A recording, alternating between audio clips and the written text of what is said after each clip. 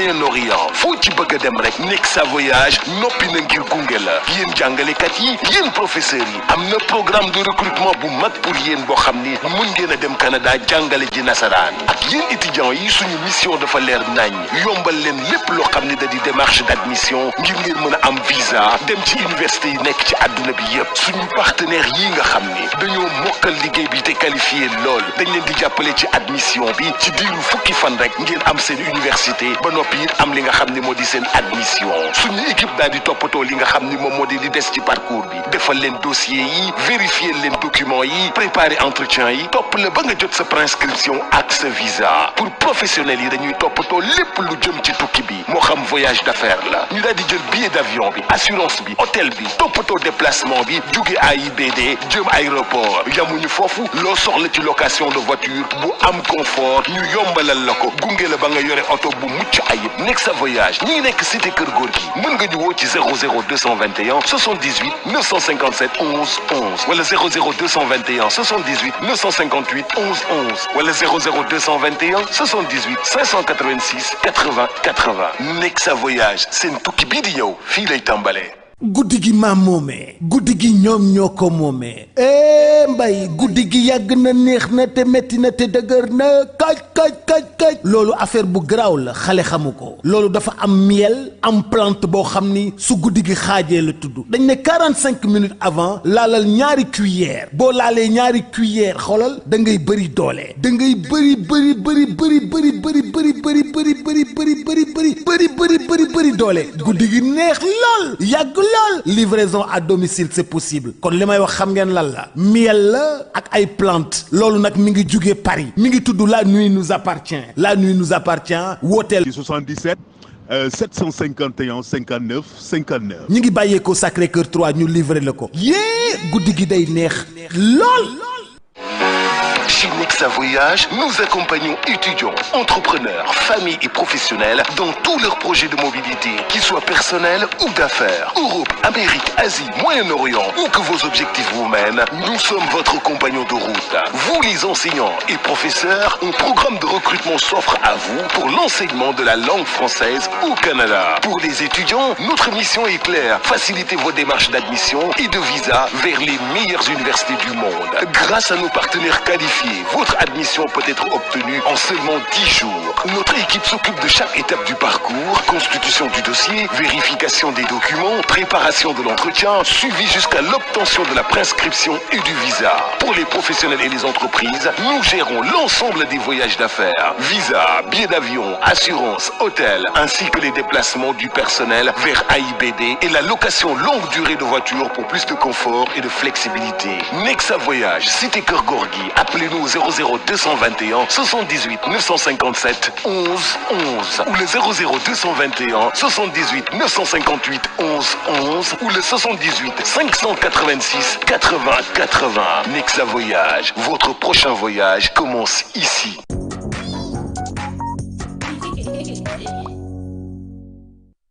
Merci de nous rester fidèles, amis internautes. Vous qui avez choisi de nous suivre partout à travers le monde sur la chaîne des grands événements VIP People TV, comme son nom l'indique,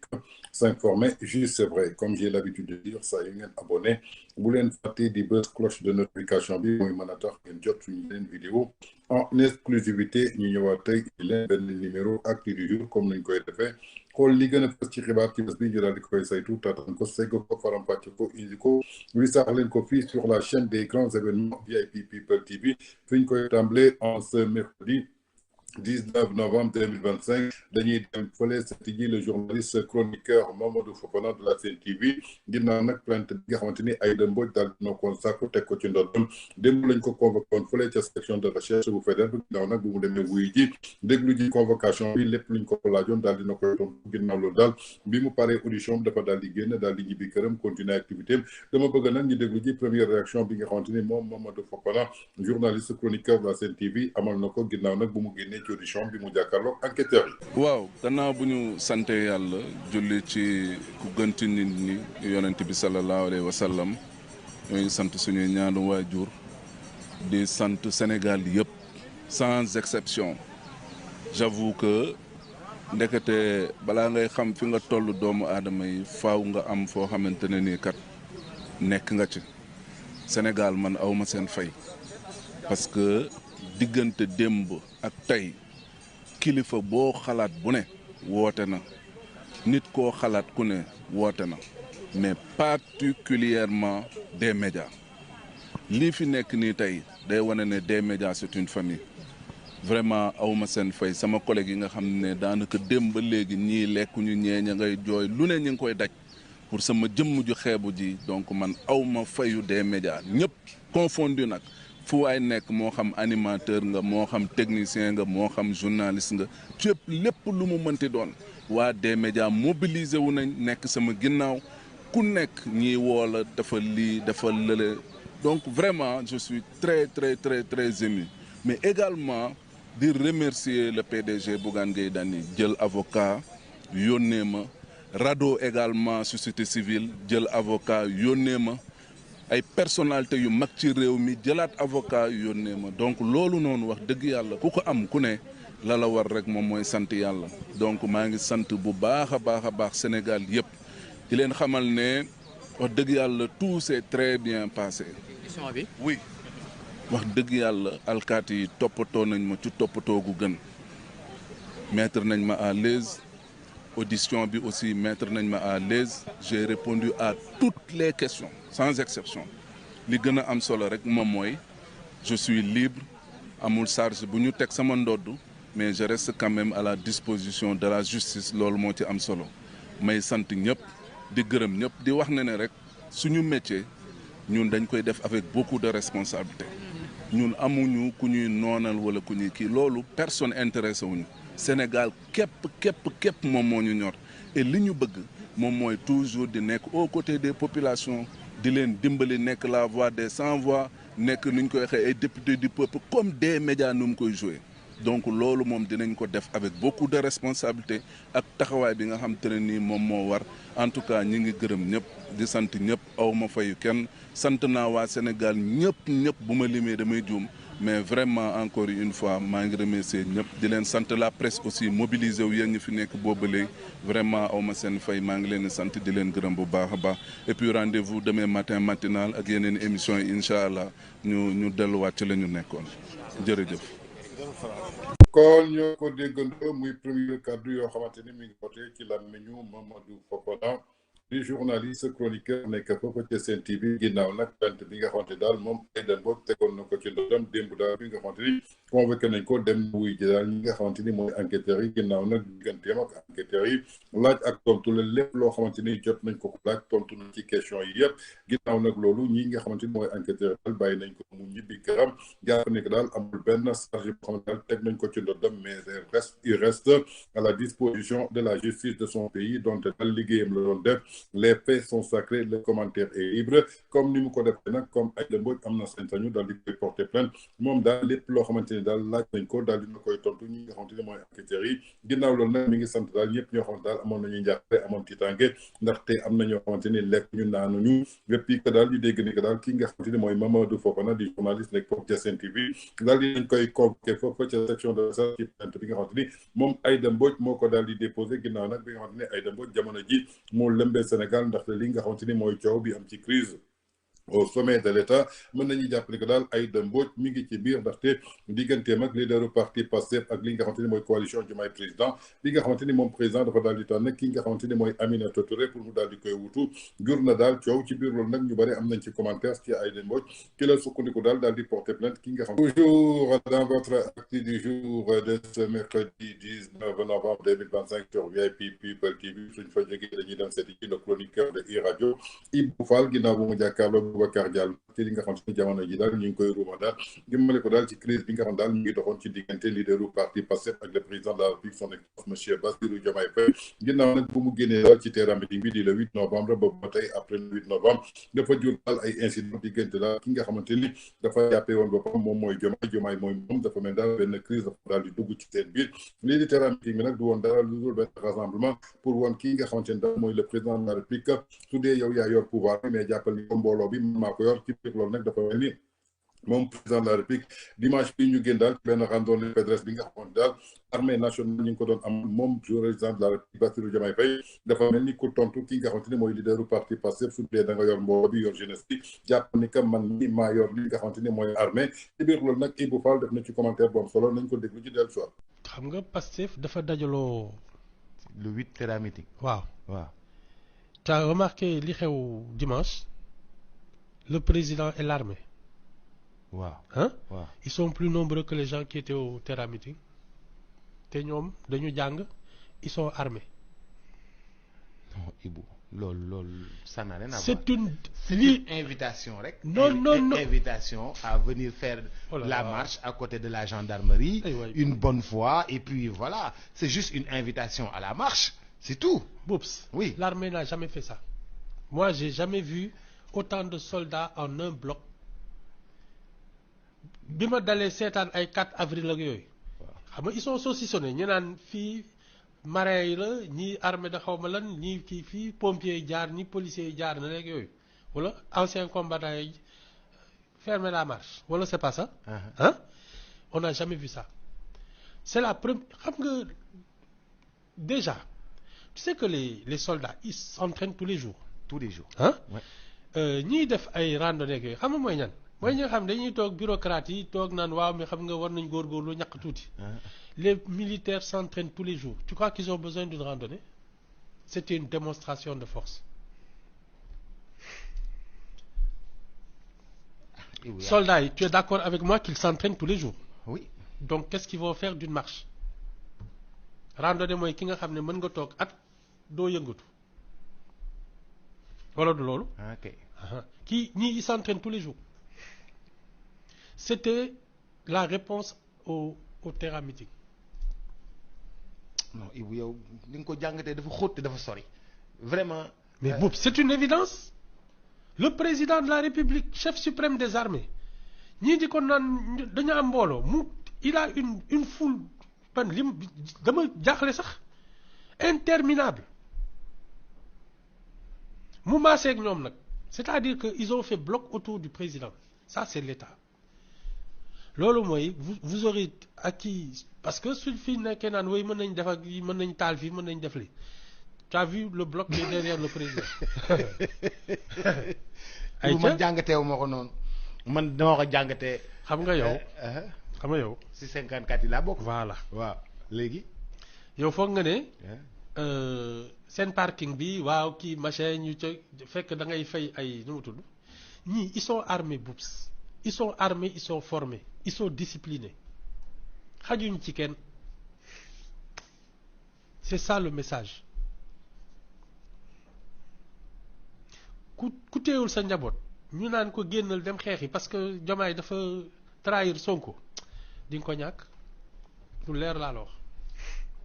kon ñu ko déggandoo muy une brillante et pertinente analyse du chroniqueur de iRadio Ibou Fall jëmale ko daal ci li nga xamante ni jot nañ ko gis daal dimanche bi passé muy benn randonnée pédestre bi nga xamante ni armée nationale amal nañ ko daal di invité le président de la République Bassirou Diomaye Faye bi nga xamante ni moo jiitu woon dafa mel ni daal benn réponse boo xamante ni moom le président ko daal di servir ki nga xamante ni mooy leaderu parti Pastef bi nga xamante ni daal dafa doon jéem a wane ni que daal que moom moo yor doole bi moom mi nag di président daf ko wane que daal su dee nga yor la jeunesse jàppal ni que daal armée maa ko yor te armée moom mooy état kon tey jii li ñu gis malgré nag contestation yi nga xamante ni Boubacar Diallo indi na ko moom Ibou Fall mi ngi koy xam ne que daal depuis mu nekk Sénégal lii mu gis musu ko gis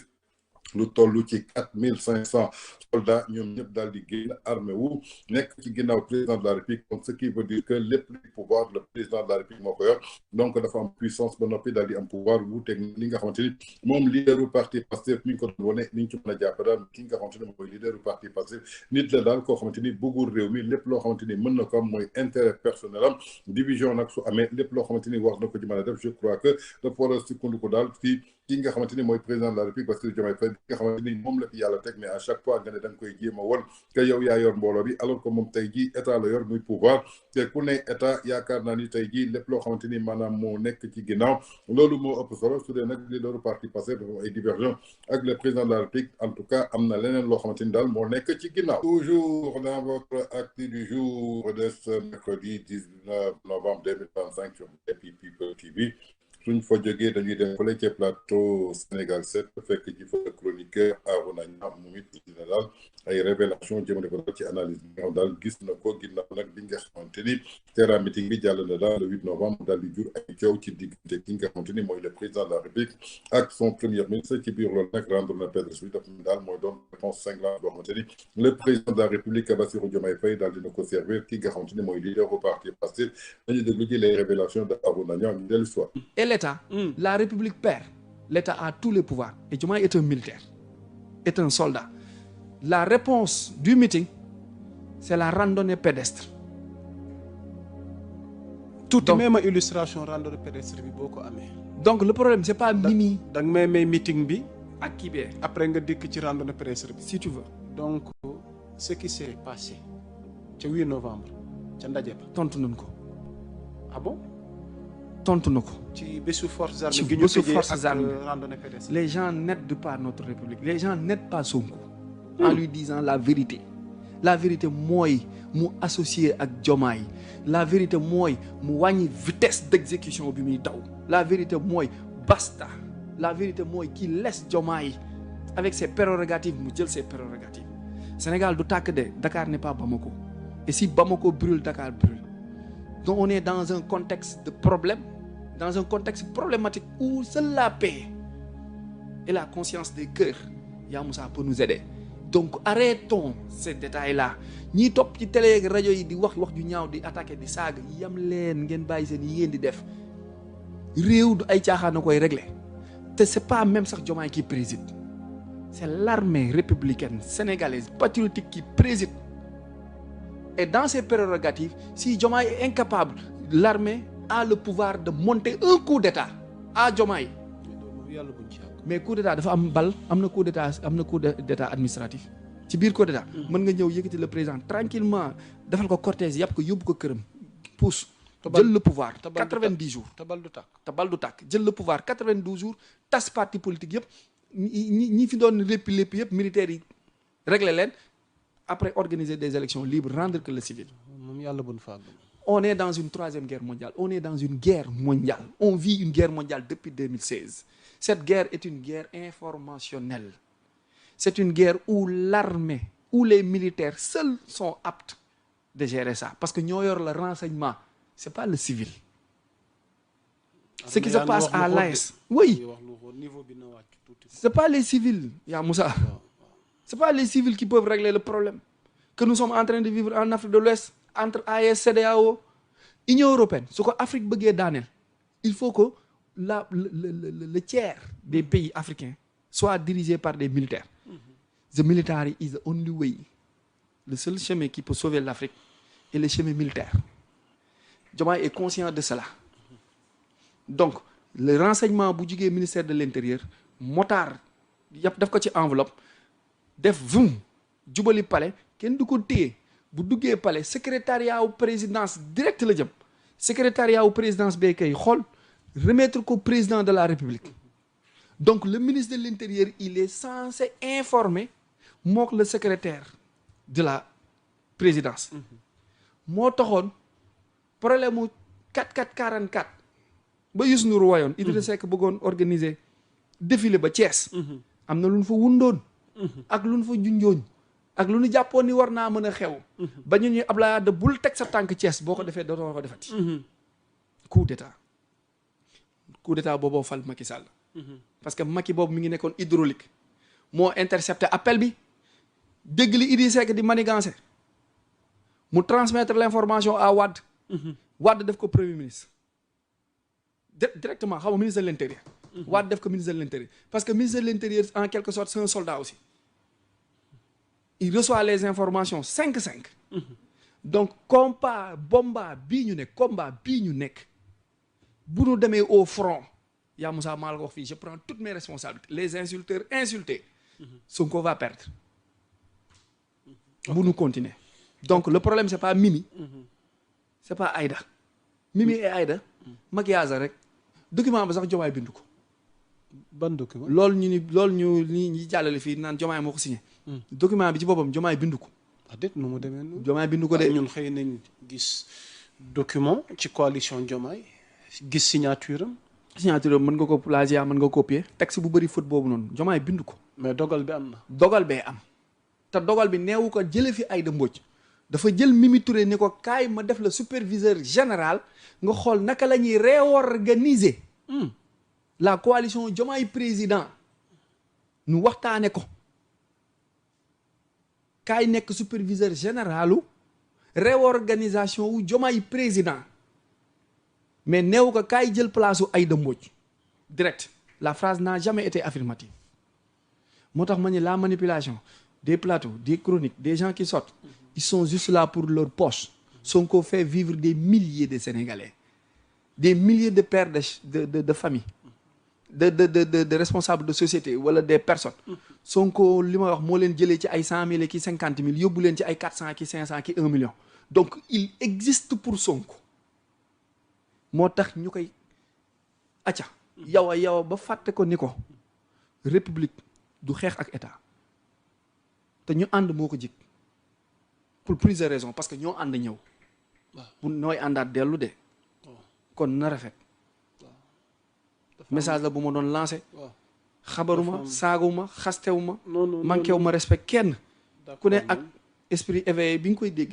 ak ni nga ko mën a dégg d'accord nañ kon ñoo ko déggandoo muy révélation yi nga xamante ni le chroniqueur Arouna Niang def na ko ca plateau Sénégal 7 jëmale ko daal ci réponse bi nga xamante ni moom leader bu parti Pastef amal na ko le 8 novembre ci terrain meeting bi nga xamante ni amal na ko fële ca parkingu stade Léopold Sédar Senghor ginnaaw na ay militants ay sympathisants jógee partout à travers le Sénégal ñëw wuyu si ko mel ni daal dafa doon woon ni que kii di président de la République Bassirou Diomaye Faye lu ma bëgg nga may defal ginnaaw nag bi nga xamante ni man maa yor booloo bi ci biir loolu nag moom Bassirou Diomaye Faye daf ko tontu diplomatiquement ak randonnée pédestre bi nga xamante ni daf ko amal ak li nga xamante ni daal mooy armée nationale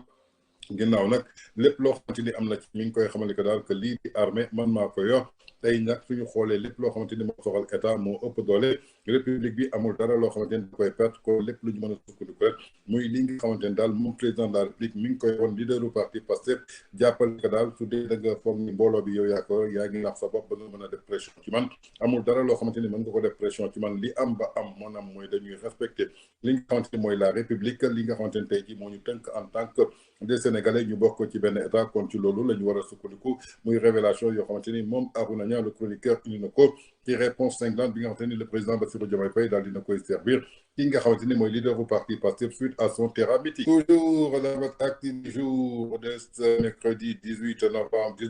2025 sur VIP People TV suñ fa jógee dañuy dem plateau ce soir fële ci 7TV seeti ji fa ñoom it seen analyse ak seen chronique boo xamante daal amal nañ ko daal ci li nga xamante ni maanaam mooy terrain meeting bi amoon le 8 novembre après le terrain meeting nag je crois que dafa jur daal benn crise au sommet de l'État kii di premier ministre dañ ko gisoon daal mu daal di buddee gàddaayu gisatuñu ko benn ci conseil des ministres ci biir loolu nag moom président Bassirou Diomaye Faye dimanche bi passé daal dafa participer ci benn randonnée pédestre boo xam daal armée nationale boo ko daal di amal ci biir loolu nag dama bëgg di déglu ji réaction yi nga xamante daal amal nañ ko ci plateau cette fois foofu ca 7TV. les 4500 soldats. yi mu àndal démb di dox ci ñooñu la wéeru. et ça c'est ce qu'on appelle l'état profond, c'est une force invisible. Yeah. Et cet état profond n'accepte pas que certaines choses puissent se passer. Donc aujourd'hui qu'il est président de la République am na yum gis am na yum xam. am na ay informations yu bees. boo gisee monsieur Ousmane Sonko organisé meeting bi. c'est parce que dafa yëg dara. et moom wax na ko. parce que quand il dit ñu ngay ruumandaat ne que dañuy remplacer Aïda Mbodj. am na benn jigéen bu ñu ko bëgg a remplacer décrire ko ba ñëpp xam ne que Mimi Touré lay wax. le lendemain président def li muy def. donc am na lu muy yëg di wone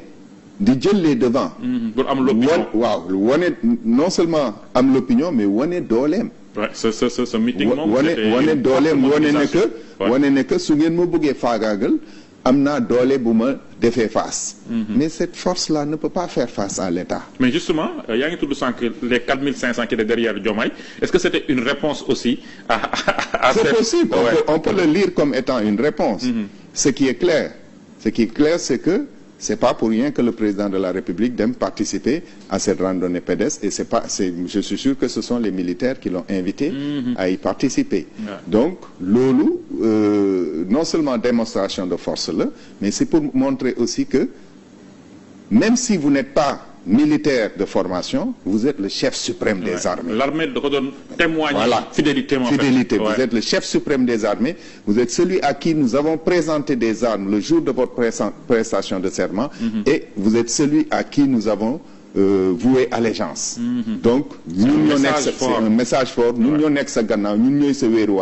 tant qu'on est là, vous demeurerez le président de la République du Sénégal, en tout cas le temps du mandat, tel que la constitution sénégalaise le prescrit. Je crois que cadre gi benn la gis-gis bi benn la xalaat bi benn la ci terrain meeting bi nga xamante ni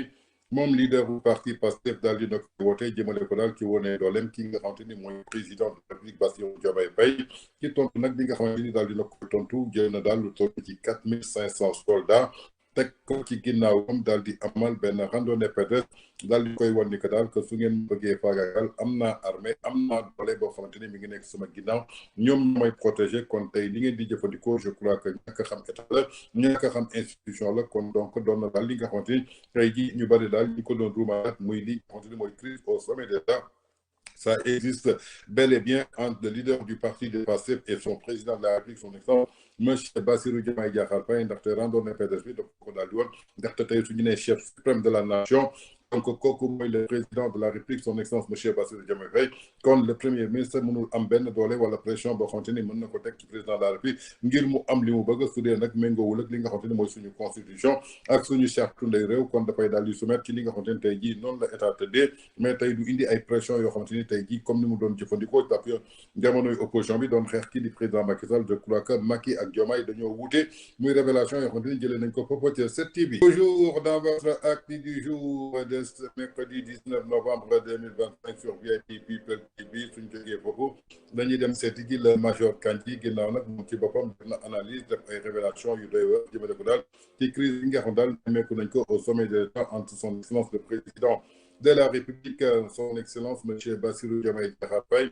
ak son premier ministre du leader du parti Pastef depuis que son terrain meeting gis nañu daal benn crise boo xam daal am na ci seen diggante ñoom ñaar te révélation yoo xam nag jotoon na ko def daal ci terrain meeting bi jëmale ko daal ci jël ay décisions yoo xamante ni amu ci benn sañ-sañ amu ci benn ndogal te du ci consulté benn yoon kii di président de la République loolu nag de Bassirou Diomaye Faye daal di mettre fin daal di koy dakkal ginnaaw loolu nag daf ci gis boppam daal di gàddaayu boobu ba tey nag kenn gisu ko malgré nag réconciliation yi mu del démb ba tey ñu ngi koy daal di wax en tout cas tey dina leer ci conseil des ministres dinañu xool daal lan ma koy tudde ko nañu déglu ji le major Kandji dellu soir de respecter les questions de procédure. Voilà, un point tiré. Parce que loolu mooy dëgg gi mënuñu fi nekk ci pays boo xam ne sans président tout est réglé tout est deal tout est magouille loolu mënta ko ne ci réew. Voilà, il faut que le président agisse dans toute son autorité. Nous exhortons le président de la République Diomaye Faye d'exercer toute son autorité, de prendre des compétences qu'il peut commander, d'avoir des répondants. Et aller, il est jeune, il est intelligent, il n'a qu'à foncer. Après le reste nag bu élection jotee ku nekk indi say argument théorisé. ku gagné. Mais un président qui defagul 2 mandats.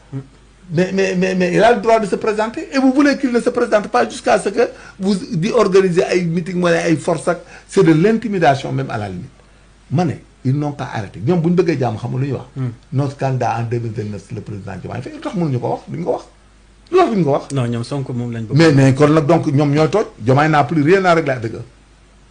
Ah mais dans ce cas-là ils doivent se séparer de lui c'est-à-dire ñoom soit dañ naan le président Diomaye Faye se présente en 2029 il est notre candidat. S'ils disent que Sonko est notre président man jour bi ñu ko waxee mooy président 2029 je le décolle.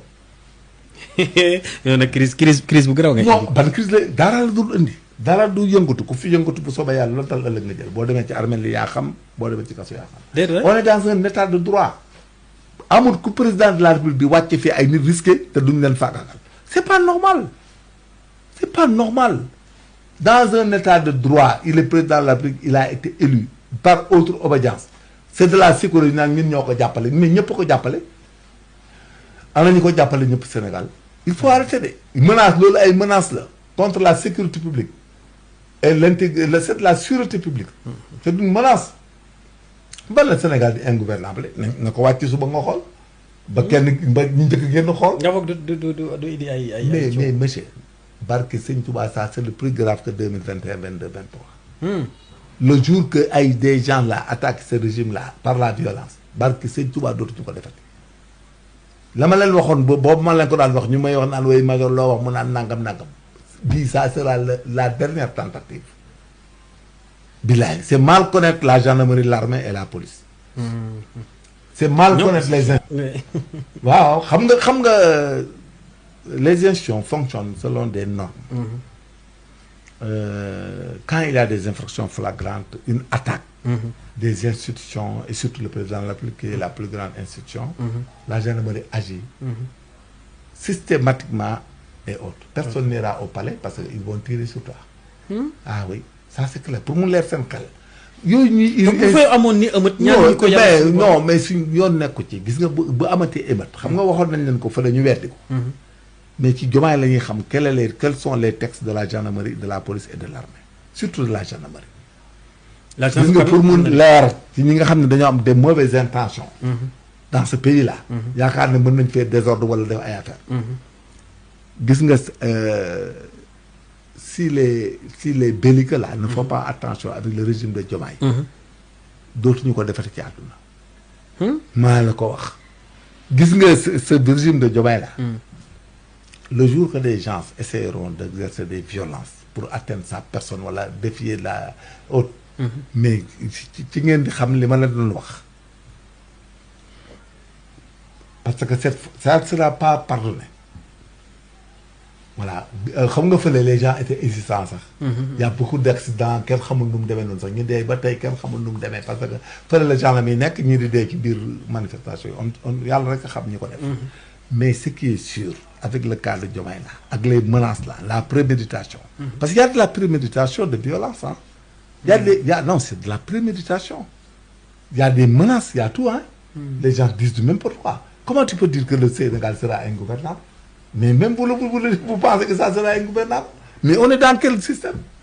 un état démocratique un premier ministre il fait 2 ans ou 3 ans on peut le remplacer même en temps normal sans qu'il y ait incident oui bien sûr mais pourquoi que tu attaques le président tes gars l'attaquent ñii di ko maudire di dagg ay fotom di ko kuttu di rey di ko menacer di menacer sa famille di dugg yëpp ay dil la ñiy dem di médiation yëpp ay dil la Diomaye n'a qu'à prendre ses responsabilités et gouverner le pays de nommer des gens compétents et il a le droit avec Diomaye président et il verra que les gens vont le rallier billahi bu Diomaye président amee ba mu commencé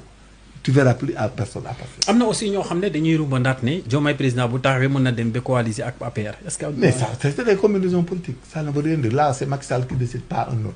nous n'avons pas Macky Sall mën na dem ba non mais non c'est de la coalition il décide pas parce que leur propre adversaire c'est Pastef qui s'est désigné adversaire de tout le monde. Quand Pastef se désigne adversaire de Diomaye président mais c'est une catastrophe ils ne sont pas intelligents. non sont pas waratuñu egg foofu quoi. waratuñu egg foofu. les députés là qui sont sortis et Aïda Mbodj mais ils ne devaient jamais le faire. waruñu woon def sortie. non waruñu woon def sortie quand même. li ñu def le jeune là mais c'est du n'importe quoi moo tax ñu jëlal ko part. et qu'ils veulent que Diomaye protège sa famille protège ses enfants se protège et protège le pays. C'est ce qui est normal. Imaginez un président bu ñëw mais ak quelle que soit la modestie sax ak quelle que soit la situation. mais telles que soient tes préoccupations. en tant que partenaire ngeen ànd ñëw. mais comme au Sénégal c'est 2 mandats nga ne mais il sera notre candidat en 2029 comment un président peut-être en exercice nga gëmloo nit ñi du présenter en 2029 mais kooku même les indices de développement les bailleurs de fonds tout ñëppay daw. ah bien sûr ça fait peur même. mais moo tax économiquement c'est pas bon. c'est pas bon. non moo tax Diomaye na ko digaale ak ñoom. mais daa leen avertir rek benn avertissement leen jox man je serai arbitre sama yoon nekk parce que je suis de l'APR. L'APR est un parti raisonné des gens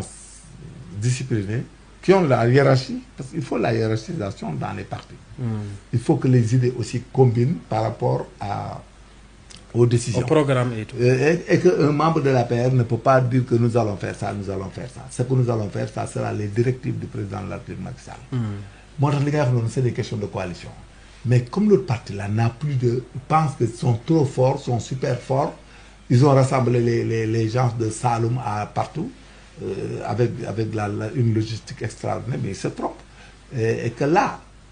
si Diomaye président existe, mais Diomaye président est une mouvance politique nouvelle, il pourra être avec beaucoup de personnes. Mais Diomaye président là,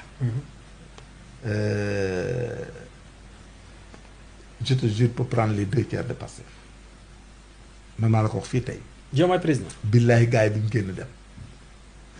gars yi kuñ ci bàyyi sa poste. ma ne ku ci Diomaye bàyyi sa poste. doo dem feneen. doo bàyyi poste bi dem. non jamais mais en fait de quoi. yow na ngay toogee di politique di rey sa bopp fu ne nga wax fa ba say bañ damm.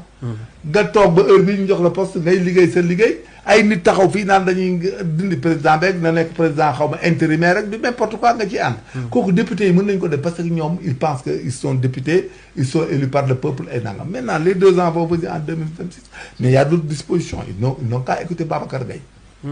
Il peut les dissoudre de. Oui, bien sûr. Et gouverner. Ouais, dans la question de droit, je pense qu'il y a l'article 52 de la Constitution. Bien sûr, bien sûr. Mais je pense que cette affaire-là,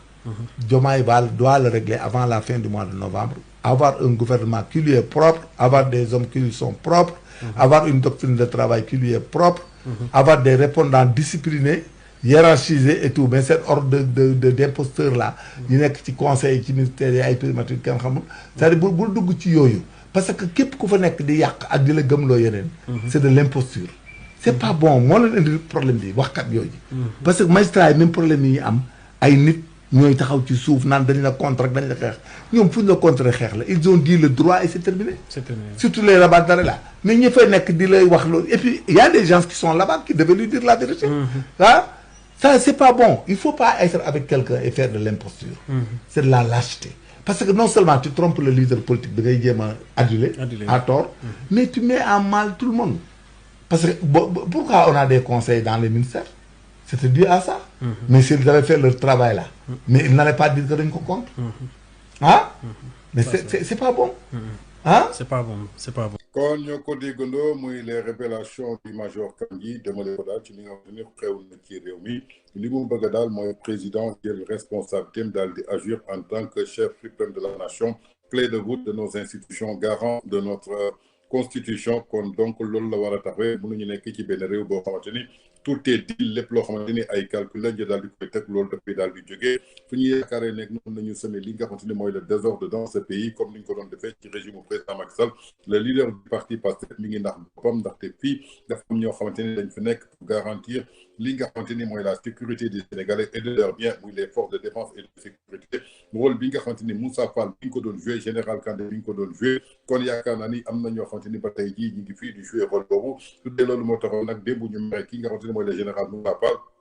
moom président de la République Bassirou Diomaye Faye dafa tënku ci li nga xamante ni tey jii mooy garantir bépp Sénégalais li nga xamante ni maanaam mooy sécurité ak paix képp koo xamante ni yaa ngi jéem a semé li nga xamante ni mooy désordre dans ce pays yoon dina la téye daal di def li nga xamante ni moom la war a def ci yow kon nañu régler seen bopp jàpp ni ko daal li nga xamante ni ñu ngi koy def jëmale ko daal ci ay chantage ak ay xupp ak ay terrain meeting ça n'a pas de sens li am sens maanaam mooy ñu booloo doon benn promettre woon Sénégalais yi dinañu changer Sénégal ñu daal di liggéey teg seen bilan 2029 Sénégalais yi ñoom ñooy daal di destel seen bopp mais pas ci ay calcul politique ak ay deal yoo xamante ni amul fenn foo xamante ni mën nañu fa yóbbu muy révélation yoo xamante ni le major Kandji daal dina koy indi. Dans votre acte du jour de ce mercredi 19 novembre 2025 sur VIP People TV suñu jógee ci major Kandji dañuy dem ci plateau TFM fekk ji fa le journaliste Malick Thiandoum ginnaaw nag moom ci boppam def na une brillante et pertinente analyse ci li nga xamante ni jamono ji daal ñu ngi gisee Sénégal muy benn crise au sommet de l'État boo xamante ni c'est pas avantageux pour le pays en tout cas ñi nga xamante ni tey jii ñoom ñoo seqalu ñoom dañu war a jël li nga xamante ni mooy le Sénégal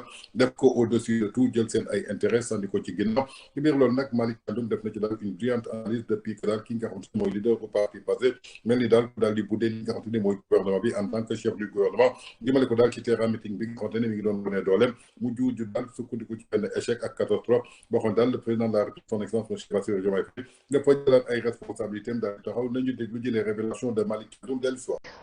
waaw xam nga lii moom c'est vraiment décevant et c'est honteux que tey réew mi toll ci ñuy wax diggante président Bassirou Diomaye Diakhar Faye ak le premier ministre Ousmane Sonko dafa dem ba am ay njeexital ci doxinu réew mi da doon ralentir waaye fi mu ne dafa faree depuis problème bi amee ba léegi et li nga xam ne moom moo ci am moo di ni tey il y a des intérêts crypto personnels yu nga xam ne moom la ñu mettre au devant au détriment de l'intérêt général et de l'intérêt du Sénégal parce que tey li ñu fiy wax yépp ay mbiru personne la coalition Diomaye depuis que Diomaye wax ne ki nga xam ne moo di Mimi Touré moom moo koy jiite Mimi génn def tweet ma nga ca liggéey ba ñi ngi wax ni gaa yaa ngi fàq di dem ils sont en train de s'organiser, de massifier et de restructurer la coalition Diomaye. D'un autre côté ñi nga xam ni ñoom ñoo ànd ak apt bi Aïda Mbodj jiite ñoom tamit ña nga ca di wax ne ña dem fee tekki wuñu dara ña fa dem bari wuñu ñi ëpp ñi ngi ci coalition bi donc mu mel ni guerre la ci benn parti bu nga xamante ni moom moo tudd Pastef mu am nag lu nga xam ni dañ ko waxoon sénégalais yi tey jii ñu egg ci mbiicoog mbaaloo bu nga xam ne du foofu lañ leen doon xaar dañu wax projet jeunes yi adhéré massivement au projet ñu ne plan de redressement économique nit ñi adapté ci vision 2050 nit ñi adapté ci ñu ne solution gaa ñi ànd ci ak ñoom gisuñu solution gisuñu vision bu taxaw gisuñu plan de redressement buy dox gisuñu dara lu nga xam ne mi ngi dox ci réew mi lu dul xuloo yu metti ak jàppal bàyyi la mbiicoog mbaalo je pense que je l'ai dit la fois dernière cette bicéphalie au sommet de l'État cette crise institutionnelle Sénégal soxlawu ko ci jamono ji ñu nekk nii parce que li ñuy wax rek tout est priorité aujourd'hui dans ce pays nit ñi ci jafe-jafe yu taratar la ñu nekk xëy na ñu bari boo ko nattee ci sa bopp doo sax comprendre li nit ñi di dund mais il faut aller à l'intérieur du pays il faut aller dans la banlieue pour xam actuellement nii impactu crise bi ay gor yu bëri wallaay ay gor yu bëri yu nga xam ne musuñu waaye du ba dama ni c'est général mais dama ni boo mënee bëggee mesurer impact bi réellement il faut aller au niveau de la grande banlieue et dans les régions pour xam nit ñi li nga xam ne moom la ñuy dund actuellement tey ñi ngi wax campagne agricole la priorité devrait être accordée à la campagne agricole ñu fixer les prix de l'arachide gunge baykat yi ci li nga xam ne moom la ñuy dund les entreprises sont en train de souffrir am na ci ñu nga xam ni tëj nañu am na ñu nga xam ni ñi ngi dàq seen ay employés ñenn ñi di wàññi ay salaire ak lu ñu mel donc tey réew mi dafa toll foo nga xamante ni nii wax dëgg yàlla war nañu xalaat leneen te coow li nag lu muy bari bari foofu laay daaneele kenn déggagul Ousmane Sonko wax kenn déggagul président Diomaye wax gaa ñi nga xam ne nag ñoom ñoo nekk ci côté yi ay actes la ñuy posé mais waxuñu ñoom ñaar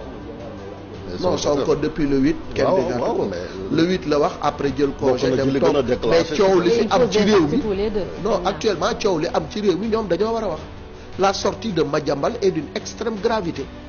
tey jii war nañ ci indi ay leeral parce que ay accusations yu graaw la teg ci ndoddu Ousmane Sonko pourquoi ce silence assourdissant il faut que les gens les Sénégalais wala ñu firi leen wala ñu indi ay leeral parce que li Madiambal wax c'est d'une extrême gravité et ça touche même la sécurité du Sénégal la sûreté et la sécurité du Sénégal donc yu mel noonu bu ñu ko waxee cim réew ay nit di ko dégg kenn indiwu ci ay leeral kenn tontuwu ci ça pose problème bu dëkk bi demee ba ñuy dem di leb bay leb Côte d'Ivoire ça pose problème bu ñu demee ba nga xamante ni tey le FMI ak les bailleurs ne veulent plus investir au Sénégal ñi nga xam ni tey ñoom ñooy ñi nga xam ni tey mooy les hommes d'affaires nangootuñu génn seen ay koppar ça veut dire que réew mi c'est extrêmement grave les investisseurs ne veulent plus venir au Sénégal le Sénégal n'inspire plus confiance pourquoi parce qu'il y a un sommet une dualité au sommet kenn ki nekk di xëcc jëmale ci sa kanam ñuy am horizon 2029 di xalaat ay élections alors que dafa am lu ngeen digoon askan bi ba ñu gëm leen ba topp leen defu leen ci dara lu du nekk fi di xuloo ko xiiroo ko ŋaayoo ku ne di wut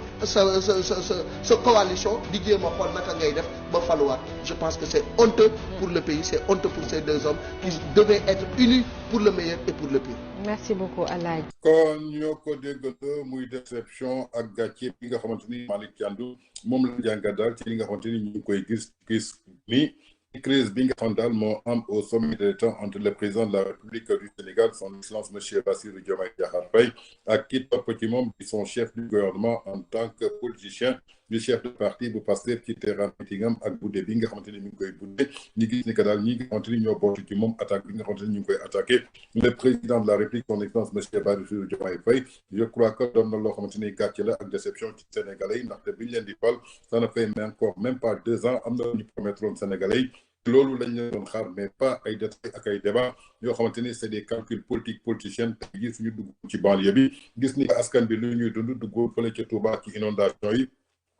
gis ni que pouvoir d'achat bi tey jii fu mu toll ak lépp loo xamante ni promettre nañ ko Sénégalais alors que ñoom ñi ngi dund seen mont et seen merveilles donc je crois que waroon nañu soucier wu un peu ci peuple bi nga xamante ni ñoom ñoo boole seen doole ba tey jii ñu tàbbal leen ci bopp réew mi amoon yaakaar ci ñoom pour que ñu soppi dund askan bi mais je crois que tey jii ce qui prouve ni que daal ñi nga xamante ni tey jii ñi ngi indi daal ay querelle politique politicienne lii di askan bi ñoru leen seen bopp moo leen ñor ak pouvoir ak nguur moo leen ñor ndaxte ñi ngi toll ci 2025 nekkooguñu sax ci 2027 tey jii naka la ñu mën a xalaatee ay candidature en 2029 di naan kii mooy jël candidat kii dafa war a def transition kii dafa war a def lële donc ça veut ce qui veut dire que amul dara lu leen ñor lu dul li nga xam daal mooy pouvoir donc c'est quelque chose de très honteux boo xamante ni tey jii waroon na jomb kii nga xamante ni mooy Pastef d'après 10 ans lu ñu jaay Sénégalais yëpp ci ay rêve jaay ko Sénégalais ci ay promesse je crois que am na feneen foo xamante ni waroon nañ fa mën a daanu lu dul ci ay crise yoo xamante ni dañu ko coow ki nga xamante ni yàlla moom la fi teg muy le président de la République Bassirou Diomaye Faye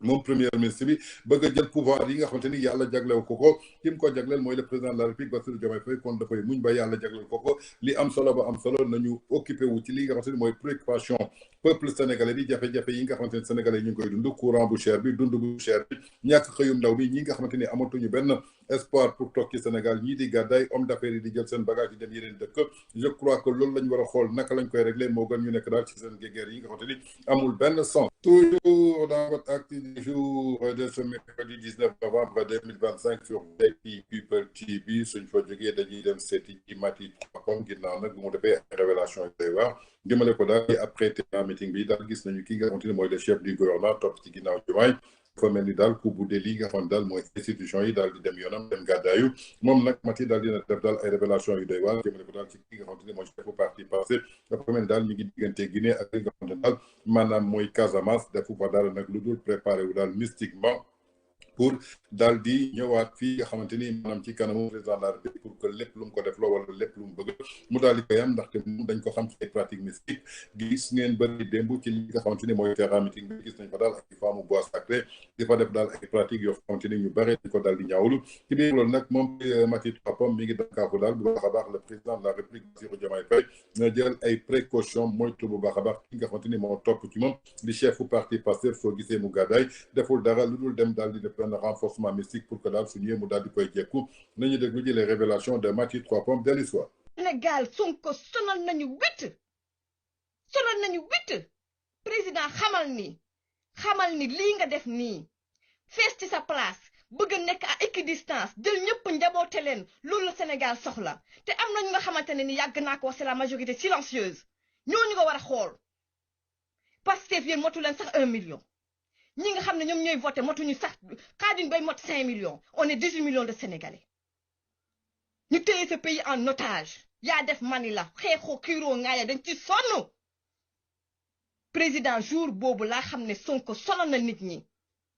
lii nga def nii commencé di jël ses responsabilités Sénégalais yu bëri billahi wal kitaabi Sénégalais yu bëri defuñ politique dañ ci bég kontaan ci président xamal ni Sénégalais yi dañ ci bég kontaan ci. Tu es notre président, le président de tous les Sénégalais. Pas de Pastef. Fille amul affaire de trahison. On parle de la République. Et c'est lui qui a trahi le Sénégal, Ousmane Sonko. Donc, lépp lu mu wax defewu ko te gëmu ko boppam rek a ko ñor. Il est prêt à marcher sur, il l'a déjà fait, marcher sur des cadavres pour accéder au pouvoir. Instant bi anamu dem na sagodu si ma nga fële ca Casamance demoon na jeudi. jóge fa daal dem Guinée Bissau delluwaat na Casamance président Diomaye ma nga ca kaw de ma nga ca xàmb ya Ousmane Sonko ma nga ca xàmb ya dem na ca xàmb ya liggéeyi la lii mooy wax ja mystique ba président Ousmane Diomaye Bassirou Diomaye Faye ku sell ki ab sa fay première dame xam leen ni jàppale sa jëkkër Ousmane Sonko ma nga ca xàmb ya de dem na Casamance nee na coow dem Bissau delluwaat na Casamance bu yeboon na sa jëkkër ji yóbbu leen ko Touba na dem Touba na dugg Tiwaawan na dem Kaolack ca Ñaseen ya na dugg ba ca Yoff ca Laayeen la na dem seeti ji borom xalima yi Ousmane Sonko jóg na de mu ngi dem liggéeyi ji ko foofu laa yem sama yaram tàng na dama am invité.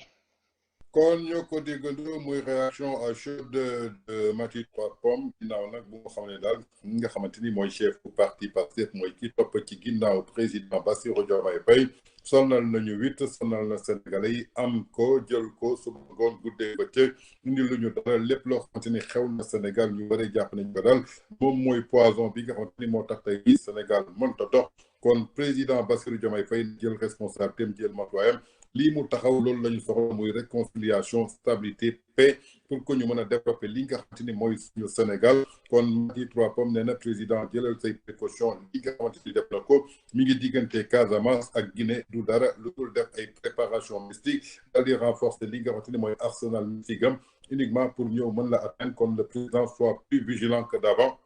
ndaxte kii nga xamante ni moo topp ci sa ginnaaw di leader bu parti Pastef amul dara lu ko ñor dul fa tey boobu nga toog mu jógee fa mu daal di fay toog parce que moom xaarul élection xaarul dara mais dafa jàpp ni que tey jii moom moo war a toog ci biir loolu nag moom Maty Trois Pommes mi ngi lay xamante que daal ay préparation mystique daal la demoon defi ji moo tax tey jii soit très vigilant ndaxte ci li nga nekk loolu la Sénégalais yi soxla te jàpp ni que tu as le soutien de tous les Sénégalais quant à nag ki topp ci yow muy kii nga xamante ne mooy chef bu parti parce que sonal na Sénégalais yi 8 en tout cas ñu bare daal loolu lañ ko jàppee tant que mi ngi ci sawet daal li nga xamante ni moom nga bëgg a développer Sénégal doo ko def ndaxte toujours il te mettra les bâtons sous les roues ndaxte nekkee fi dara lu dul ay intérêt personnel am ak ay calcul politique politicien. Toujours dans votre acte du jour de ce mercredi 19 novembre 2025 sur VIP People TV suñ ko jógee dañuy dem seeti ji ay révélation yu doy waar ginnaaw la sortie de Madiambal Diagne jëmale ko daal ci dossier yi nga xamante daal na ko ci tableau le général Birame Diop mu teg ko daal ci tableau ki nga xamante ni mooy président de la République son excellence monsieur Bassirou Diomaye Faye mu doon nag tey jii li nga xamante ni moo jur daal li nga xamante ni mooy crise bi am au sommet d'État parce que le président de la République bi mu gisee document bi dafa mel daal ku jaaxle dafa daal di tiit te lépp loo xamante daal mi ngi biir ba ci contrat d'armement yi nga xamante ni moom la doon tiit ba ragaloon daal Madiambal daal di koy balancer moo taxoon daal mu bëgg ko opposé wu daal ci sortie du territoire ginnaaw loolu daal la joxe woon digal pour Madiambal bañ a génn Madiambal nag bu mu daal di annoncé li nga xamante ni mooy contrat jëmale ko daal ci wàllu armement bi nga xamante ni tudd ci daal ki nga xamante ni mooy Ndeye Khady Ndiaye di patron Sweet Beauty am na daal ay révélation yu doy waar yoo xam daal indi nañ ko ci lu tax keroog bi Ndeye Khady Ndiaye génnee ne maay borom Sénégal su ma nekk ak le président de la République Bassirou Diomaye Faye daf may wuyu ak 30 millions yi nga xamante ni jox nañ ko daal ci wàllu li nga xamante ni mooy contrat yi dafa mel ni daal dañ doon jënd li nga xamante ni mooy silence Ndeye Khady Ndiaye parce que dafa am lu mu xam jëmale ko daal ci dossier Sweet Beauty jëmale ko daal ci ay vidéo ak ay sextape yoo xam daal ay intime la jëmale ko ci loolu en tout cas ay révélation yu doy waar gars yi ñu ngi koy génne boobu ba tey nag gis nañu Madiambal Diagne bi mu waxee mais gisuñu kenn ci Pastef ni leaderu parti Pastef ba ci terrain meeting bi mu daal di ci yéey tontu ci ba tontu kii nga xamante ni mooy Madiambal Diagne dafa mel daal ku jënd glace jëmale ko daal ci cadre Madiambal Diagne alors que Sénégalais yi soxla nañu mu leer ndaxte démb fii lañ doon taxaw di naan ay contrat d'armement de 45 milliards diggante ki nga xamante ni mooy Abdou Karim Sall ak le président de la République Macky Sall tey ñu leen ciy tudd fan lañ ci toll nañ ko déglu ci dellu soit. asalaamaaleykum gars yi suñ vidéo yi passé waxoon nañ leen di leen indil yan contrat la suñ PM signé woon ak rebelle yi. xam ngeen ne ci événement mars 2023 yi rebelle avec des forces occultes ñoo jàppaloon Ousmane Sonko en renfort ñoom ñoo doon créer dégâts yi métti taal université BRT kalaate bis bi loolu passé amnistie bi am ñu libéré ci ñu bëri mais Ousmane Sonko ci élection yi dafa signé ak ñoom contrat dafa signé ak ñoom quelques accords léegi nag ba muy dem ak Diomaye le document avait 10 points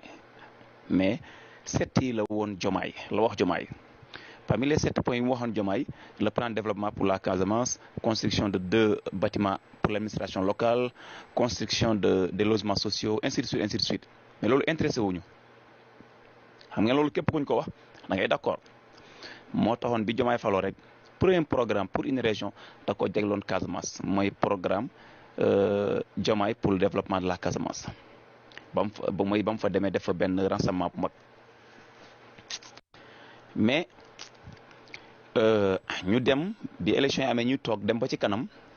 Ousmane Sonko rebelle yi commencé exiger le respect de leurs accords avec Ousmane ñu dem Ousmane dem gis ak Diomaye wax ko yenn 2 points yi nekk rebelle yi de dama waxoon ak ñoom parce que ñoo exiger ñoom. dama waxoon ak ñoom comme ça que région Casamance dafay am statut mais loolu ñetti points yu mu bàyyoon benn point bi dafa ne la région de Casamance day am autonomie document bi waxul indépendance autonomie la wax su may jox misaal dafa mel ni Monaco nu mel ci France deuxième point mooy que Casamance day am président am gouvernement am assemblée xam nga 2 points donc des na benn point mu nëbb ko Diomaye mais Diomaye mu ngi yéegee 3e point bi ci par les renseignements mais Diomaye d'accorduñ ci loolu moo nekkoon seen premier point de vue divers yoo xam ne dañoo wuute xalaat foofu la dooree ñu dem ba ci kanam problème Ndeye Khady bi ñëw le président Diomaye était prêt à protéger Ousmane Sonko parce que il fallait ñu jënd silence Ndeye Khady Ndiaye parce que sur les sextapes de Sweet Beauté Ndeye Khady Ndiaye en savait trop et en détenait beaucoup mooy jooñ jamono yooyu la Ndeye Khady Ndiaye génn di yëglu naan su ma nee Diomaye kar li ma laaj dama koy jox parce que boobu ils étaient en pourparlers avec Ndeye Khady Ndiaye pour jënd silence am après Ousmane Sonko moo ci doon surchargé wu personnellement parce que c'était trop intime et trop privé léegi nag Ousmane Sonko xamul nu muy def parce que bëggul affaire yi feeñ mu utal ko contrat armement parce que toujours les contrats les marchés d'armement sont classés top secret défense mu xalaat bu ko fa jaaralee day tax affaire yi xaw a kii quoi waaw nga xam ne kenn du ko xam mais après bi Diomaye yégee loolu Diomaye d'accordu ci mais rapport renseignement yi dem di ñëw di indil ay Diomaye renseignement yi yu koy woon kan mooy Ousmane Sonko ak yan rapport la am des contacts avec des groupuscules des terror des forces occultes n'importe quoi plus temps bi dem plus Diomaye di gën a may fiyewu si Ousmane Sonko ba rapport le marché des armes a été exécuté bi Diomaye jotee rapport yi vu que le marché a été exécuté et les armées ont été livrées mais armées yi kan lañ ko livré à qui on a livré ces armes foofu la Diomaye jëlee ndogal automatiquement ne nañ arrêté chef rebelle Casamance bi ak tout son contingent moo taxoon temps yii passé ñu arrêté chef rebelle Casamance bi il est même toujours en prison d'ailleurs en même temps fekk Ousmane Sonko di dox fii ak Diomaye pour respecter lu ko contrat bi mu ñëw seen accord yi pour Diomaye démissionner mu jot ci pouvoir bi waaw mais ci diggante bi avant loolu Ousmane Sonko joxoon autorisation rebelle yi ba mu ci waxtaanee ak Diomaye joxoon autorisation rebelle yi moo tax rebelle yi créé seen hymne national créé seen drapeau commencé def ay levée de couleur di yéeg ak wàccee parce que Diomaye gisee interpellé ci Ousmane xam nga rek moom comme moom Ousmane boobu dafa xaw a dëgër fit noonu xam nga nangu cee déglu Diomaye daal mais les renseignements continuent leur boulot di def seen liggéey ci loolu noonu ba ñu arrêté chef rebelle bi gistoo leen fii levée des couleurs parce que avant loolu sax fekk Ousmane wax ne leen ñu arrêté mais ci comme que Diomaye nangu respecté accord yu mu signé woon ak moom pour démissionner au bout de 2 ans Ousmane dellu ci rebelle yi parce que boobu rebelle yaa ngi koy sonal di ko exiger pour mu respecter accord yi Ousmane ne leen foog ma nekk président ma mun a motal li ma waxoon ak yéen Ousmane dem ne rebelle yi Diomaye daf maa war leen léegi loolu rebelle yi nee nañ ils vont faire payer Diomaye cette trahison là te loolu yëpp Diomaye nga koy yëg par le biais des renseignements ba ci renseignement yi ñëw ba ci terrain meeting bi ñu war a organiser rebelle yi xam nañu c'est l'occasion parfaite pour taal Sénégal renseignement yi gis ne bis yi doon jógee ci région yi am ay nit ñu duggaale dugg ci Sénégal leur nom était fiché parce que seen tour bokkoon na ci band yi doon taal université ak bis yeeg jamono yi mars 2023 léegi nag renseignement yi gis ne ko dañoo bëgg a profité ci terrain meeting bi pour taal Sénégal léegi nag nit ñee ngi foog ne marche opposition bi Ousmane a ko tere nekkul Ousmane a ko tere de ndogal bi ci kaw la jógee il fallait que ñu interdire marche opposition bi parce que il était prévu que ci marche opposition bi ci terrain meeting bi dina am benn groupuscule bu jógee ci terrain meeting bi dem provoquer marche opposition bi affrontement am foofu la lu ñu ko waxee safara gi taal Sénégal foofu la waroon démarrer selon leur plan renseignement yi xam nañ loolu donc il fallait ñu interdire marche opposition bi ci loolu noonu marche opposition bi ñu ne préfet fokk mu xool nan la fexe ba aaye marche bi préfet prétexte ne il faut ñu changer itinéraire mais opposition même bu ñu changé itinéraire préfet da leen di wax ne il faut que ngeen changer date parce qu'on n'a pas assez d'éléments pour couvrir cette manifestation là les deux manifestations en même temps mais il fallait ñu bàyyi terrain meeting bi am parce que liggéey renseignement yi parewuloon te ci biir terrain meeting bi am na ay indices yu bëri ñu fa waroon jël moo tax ñu bàyyi terrain meeting bi am mais ci biir waxtaan yi sax demoon nañ bay ay terrain meeting bi mais d'après les conclusions il fallait que terrain meeting bi am ay renseignement am na ay détails yi leen manquoon pour ñu motal détails yi ñu xam exactement fan la lan la woon moo tax après terrain meeting bi conclusion renseignement yi bokk na ci li taxoon Diomaye convoqué les 3 généraux parce que gis nañu que ne Diomaye était menacé la République était menacée sa famille à Diomou-Niaw à xawma Ndiaga-Niaw était menacée ses femmes étaient menacées Diomaye en personne était menacé selon ces renseignements là si ngeen comprendre waaw bon amuñ bëriwuñ temps dañ ci gën a indi ay détails incha allah nañ fa naan jàmm jaa ngeen jëf. kon ñoo ko déggandoo muy ay révélation yu doy wax depuis que Madiambal Diagne def sorti indi ay révélation daal di koy ci taabalu président daal di jaarle ko ci général Birame Diop ginnaaw nag bi nga xamante ni def daal ay révélation yu doy waar jëmale ko daal ci ay contrat d'armement yoo xamante ni daal kii nga xamante ni mooy leaderu parti Pastef daf ko def mu dox ci digganteem ak patronu Sud Boti di Ndeye Khady Ndiaye ginnaaw nag am na révélation ak ay jàngat yoo xamante ni yu am solo ñii daal ñi daal di koy def jëmale ko daal ci révélation yi nga xamante ni tey jii Sénégalais yi daal soxla ñu xam fan la dëgg bi féetee ndaxte boobu ba tey Madiambal Diagne njëkkati na daal ay accusation yu doy waar daal di koy teg ci ndoddu kii nga xamante ni mooy chefu parti Pastef gis nañ ko daal ci terrain meeting bi tontu na ko nekk mais kii di Madiambal Diagne dafa mel ni ku jënd glace daal di koy excuser boobu ba tey nag ñi ngi soulever daal coow bi nga xamante ni moo dox ci diggante président de la République Bassirou Diomaye Faye ki topp ci moom di chefu parti Pastef bëgg ko yóbbu daal ci détail yu Aminata Touré Aïda Mbodj ñu waxee jàpp nañu ko daal benn genre simulation la mais le vrai problème la réalité du dara lu dul document bi nga xamante ni moom Madiambal Diagne daal dina koy jox le général Birame Diop daal di koy teg ci table président de la République loolu moo indi coow li ndaxte dañ ci gis daal ay détails yoo xamante ni yu doy waar la ndaxte li nga xamante ni mooy contrat bi dox ci diggante leaderu parti Pastef ak mouvement des forces démocratiques de la Casamance jëmale ko ci contrat d'armement bi nga xamante ni Ndeye Khady Ndiaye dañ ko ci tudd noonu mais du ci dara ndaxte ki nga xamante ni mooy Petit Boubé su ngeen fàttalikoo moom leaderu parti Pastef yàgg na accusé de régime président Macky Sall kay contrat d'armement à hauteur de 45 milliards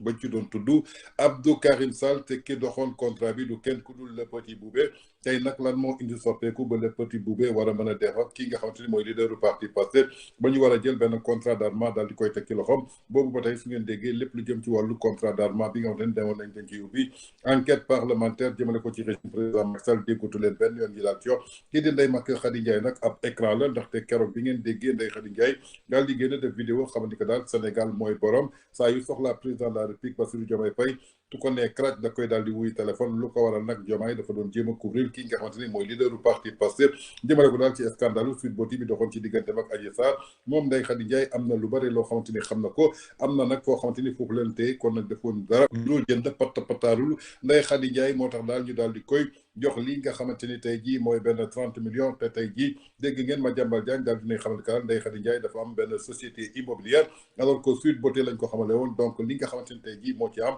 mooy les Sénégalais ont le droit de savoir la vérité parce que dañu am droit à l'information jëmale ko daal ci li nga xamante ni tey jii mi ngi secoué suñu réew jaarle ko daal ci li nga xamante ni mooy révélation di ay bal yoo xamante ni moom Madiambal Diagne teg na ko ci daaw li mu doon daal de grave révélation li am solo ba am solo daal l'État doit réagir jox Sénégalais daal la bonne information parce que bëgg nañu xam li nga xamante ni Madiambal Diagne wax na ko dëgg la wala du dëgg kenn rek moo ñu ci mën a édifier muy kii nga xamante ni mooy l'État du Sénégal plus particulièrement ki nga xamante ni moom la joxoñ muy chefu parti Pastef bi nga xam daal am nay contrat daal yu dox ci digganteem ak ki nga xam daal mooy mouvement force démocratique de la Casamance dégg ngeen ko mu wax ci wàllu jihadiste yi boobu ba tey nag nekk ñi ngi ne pataaral est-ce que loolu am na wala amul kon donc mën nañ jàpp daal crise au sommet de l'État juddoowul fenn lu dul ci li nga xamante ni mooy dossier yi nga xamante ni moom Madiambal Diagne dafa mel ni mu yëngal palais de la République. Toujours dans votre acte du jour de ce mercredi 19 novembre 2025 sur VIP People TV suñ fa jógee di dem jëli ji révélation de la Maquis Adjaratou Ruki Bousso Madame Diallo depuis nga xamante ne nag crise bi ñu ngi koy annoncé daal au sommet de l'État moom daal def na ci jàngatam indi ci daal ay analyses yu am solo nañu dégg ji Adjaratou Ruki Bousso Madame Diallo dellu si àndal muy yàlla ak yonent bi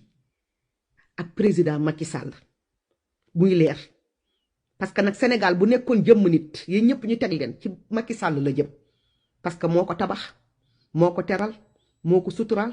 moo ko infrastructure moo jàppale askanam moo jàppale ndawam moo jàppale magam moo jàppale diine yi moo jàppale jàngu bi moo jàppale baykat yi moo jàppale nappkat yi moo jàppale étudiants yi moo jàppale pauvres yi Sénégal bu doon nit ñu ne ko ci kan ngay dem ci Macky lay dem laxasu ci ay tànkam kon nag man su ma bëggee Sénégal Macky Sall laay àndal te man awma ci lenn lu may rëccu parce que ba ma nee waaw dama sant yàlla bokk ci njabootu président Macky Sall mi tabax Sénégal mi teral Sénégal yàlla continuer di ko jàppale muy yeggali 3e mandat sur le plan international yéen ñu confiné leen ci diggante ñaari tali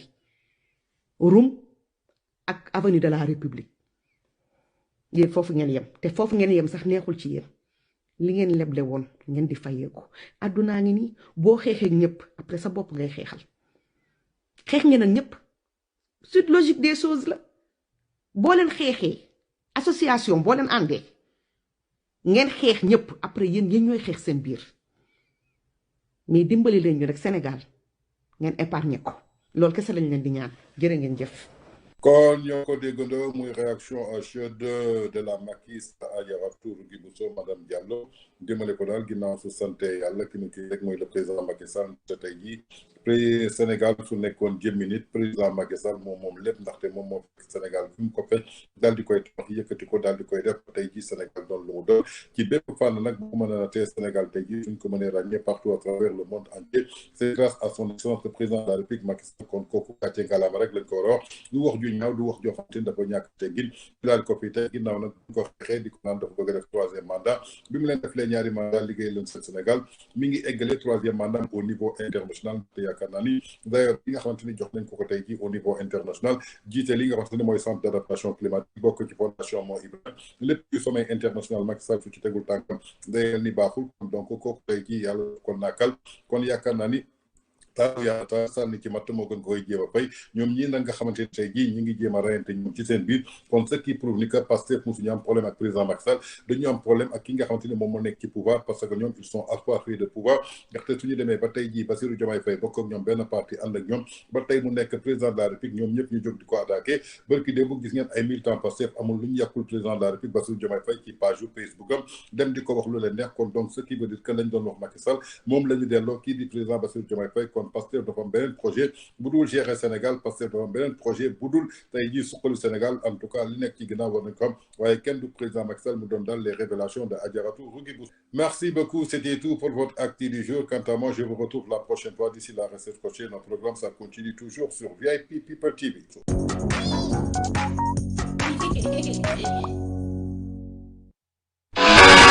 leen jàmm ci Nexa Voyage moo pare pour gunge étudiants yi entrepreneurs yi njaboot gi yëpp ak professionnels yi ci fépp foo xam ne da ngeen fa bëgg a dem ci àdduna bi moo xam yow yaa bëgg a dem wala voyage d'affaires da nga bëgg a dem Europe Amérique Asie Moyen-Orient foo ci bëgg a dem rek Nexa Voyage noppi na ngir gunge la yéen jàngalekat yi yéen professeurs yi am na programme de recrutement bu mag pour yéen boo xam ni mun ngeen a dem Canada jàngale ji nasaraan ak yéen étudiants yi suñu mission dafa leer nañ yombal leen lépp loo xam ne da di démarche d'admission ngir ngeen mën a am visa dem ci université yi nekk ci àdduna bi yëpp suñu partenaires yi nga xam ni dañoo mokkal liggéey bi te qualifié lool dañ leen di jàppale ci admission bi ci diiru fukki fan rek ngeen am seen université ba noppi it am li nga xam ne moo di seen admission suñu équipe daal di toppatoo li nga xam ni moom moo di li des ci parcours bi defal leen dossier yi vérifier leen documents yi préparer entretien yi topp la ba nga jot sa préinscription ak sa visa pour professionnels yi dañuy toppatoo lépp lu jëm ci tukki bi moo xam voyage d'affaires la ñu daal di jël billet d'avion bi assurance bi hôtel bi toppatoo déplacement bi jóge AIBD jëm aéroport yamuñu foofu loo soxla ci location de voiture bu am confort ñu yombalal la ko gunge la ba nga yore oto bu mucc ayib Nexa Voyage ñi ngi nekk cité Kër Gorgui mën nga ñu woo ci 00221 78 957 11 11 wala 00221 78 958 11 11 wala 00221 78 586 80 80 Nexa Voyage seen tukki bii di ñëw fii lay tàmbalee.